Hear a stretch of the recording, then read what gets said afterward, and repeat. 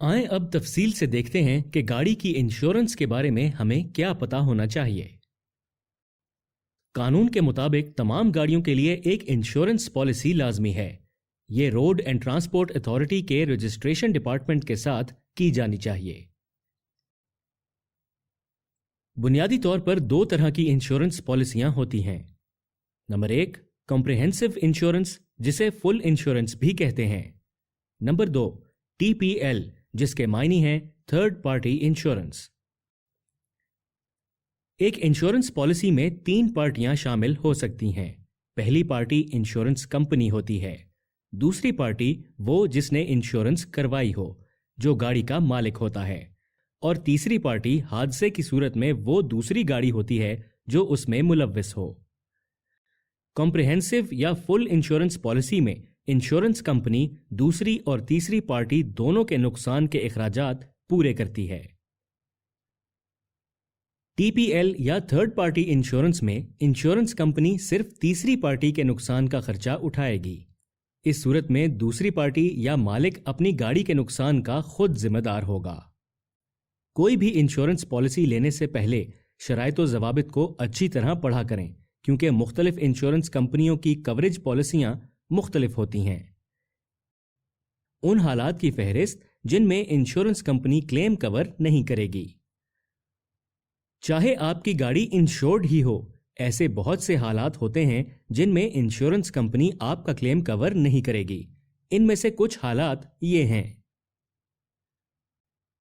اگر ڈرائیور کسی نشہ آور دوا یا الکوہل کے زیر اثر ہے، اگر ڈرائیور کسی دوسری کیٹیگری کی گاڑی چلا رہا ہو جس کا لائسنس اس کے پاس نہیں، مثلاً اگر آپ کا لائسنس آپ کو صرف چھوٹی گاڑیاں چلانے کی اجازت دیتا ہو تو آپ بائک چلاتے ہوئے کوئی حادثہ پیش آنے کی صورت میں انشورنس کلیم نہیں کر سکتے۔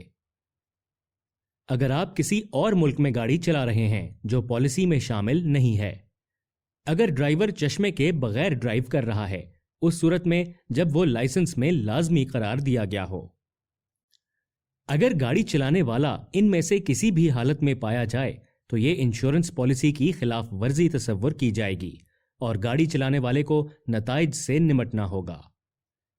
انشورنس پالیسی کی تعمیل نہ کرنے کے نتائج۔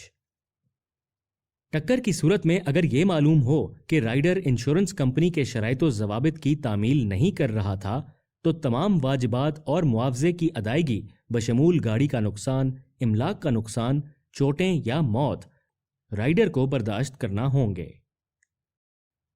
متحدہ عرب امارات میں الکوہل کے زیر اثر ڈرائیونگ کرنا انشورنس پالیسی کی خلاف ورزی کے علاوہ قانون کے تحت بھی قابل سزا ہے۔